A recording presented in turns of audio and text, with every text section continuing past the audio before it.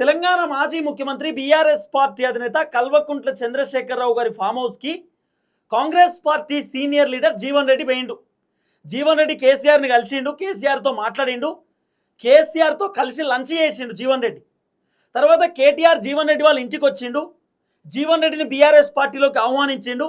తర్వాత జీవన్ రెడ్డి ఈరోజు ఒక భారీ బహిరంగ సభ పెట్టడానికి రెడీ అవుతున్నాడు. గ్రౌండ్ కూడా చూసుకుంటున్నాడు, గ్రౌండ్లో దిగి చూస్తున్నాడు ఆల్రెడీ ఎక్కడ భారీ బహిరంగ సభ పెట్టాలి ఏం కథ అని చెప్పి జగిత్యాల్లో జీవన్ రెడ్డి ప్లాన్ చేస్తున్నాడు. రేవంత్ అన్న మీడియా చిట్చాట్లో ఏమని చెప్తుంది తెలుసా? కేసీఆర్ దెబ్బకు రేవంత్ అన్న ఉలిక్కి పడ్డాడు.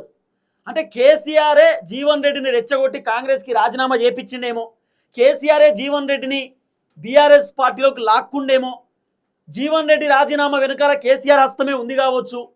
జీవన్ రెడ్డితో ఫస్టే కేసీఆర్ మాట్లాడి కాంగ్రెస్కి జీవన్ రెడ్డి రాజీనామా చేయమని చెప్పి తర్వాత జీవన్ రెడ్డిని కేసీఆర్ బీఆర్ఎస్ పార్టీలోకి లాక్కున్నాడేమో అని చెప్పి రేవంత్ అని అనుకుంటుండేమో. ఇప్పుడు జీవన్ రెడ్డి చాలా సీనియర్ లీడర్ కదా, రేవంత్ రెడ్డి కంటే సీనియర్ లీడర్ జీవన్ రెడ్డి. జీవన్ రెడ్డి మాజీ మంత్రి, మాజీ ఎమ్మెల్యే, మాజీ ఎమ్మెల్సీ, చాలా కీలకమైనటువంటి పాత్ర పోషించిన వ్యక్తి, రాహుల్ గాంధీకి అత్యంత సన్నిహితమైనటువంటి వ్యక్తి, హైకమాండ్కి జీవన్ రెడ్డి చాలా దగ్గర. జీవన్ రెడ్డి అంటే కాంగ్రెస్, కాంగ్రెస్ అంటే జీవన్ రెడ్డి అని చెప్పి ఒక పేరు ఉంటుంది. చాలా సీనియర్ లీడర్ జీవన్ రెడ్డి, 30-35 సంవత్సరాల నుండి కాంగ్రెస్ పార్టీలో ఉన్నటువంటి వ్యక్తి, రాజకీయాలలో అనేకమైనటువంటి అనుభవం ఉన్నటువంటి వ్యక్తి జీవన్ రెడ్డి. అలాంటి జీవన్ రెడ్డిని కేసీఆర్ ఇన్ఫ్లుయెన్స్ చేస్తేనో, లేకపోతే కేటీఆర్ ఇన్ఫ్లుయెన్స్ చేస్తేనో, లేకపోతే వేరే వాళ్ళు నువ్వు కాంగ్రెస్కి రాజీనామా చేయి, నువ్వు ఆ బీఆర్ఎస్ పార్టీలోకి వచ్చేసి నీకు ఆఫర్ ఇస్తా అని చెప్తేనో జీవన్ రెడ్డి అందరి మాటలు నమ్మి, అందరి మాటలు విని పార్టీకి రాజీనామా చేసి తన భవిష్యత్తును తను ఇబ్బంది పెట్టుకునేటటువంటి వ్యక్తి కాదు కదా. చాలా సీనియర్ లీడర్ ఆయనకి ఏం చేయాలో తెలుసు. కేసీఆరే జీవన్ రెడ్డికి ఫోన్ చేసి నువ్వు రాజీనామా చేయి, బీఆర్ఎస్ పార్టీలోకి వస్తే టికెట్ ఇస్తా అని చెప్పి ఏదో కేసీఆరే చెప్పినట్టు రేవంత్ అని అనుకుంటుండేమో, కానీ అంత సీన్ ఉండదు. జీవన్ రెడ్డి కాంగ్రెస్ పార్టీ పైన కోపంతో రాజీనామా చేసిండు.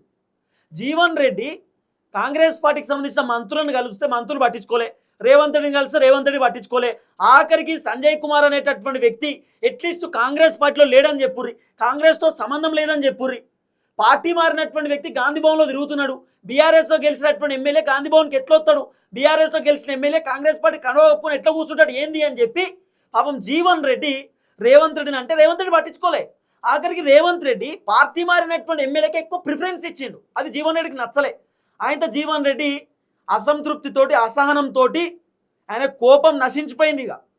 ఇక ఓపిక నశించిపోయి ఆయనతో కాంగ్రెస్ పార్టీకి రాజీనామా చేసి ఇక బీఆర్ఎస్ పార్టీలోకి పోయిండు.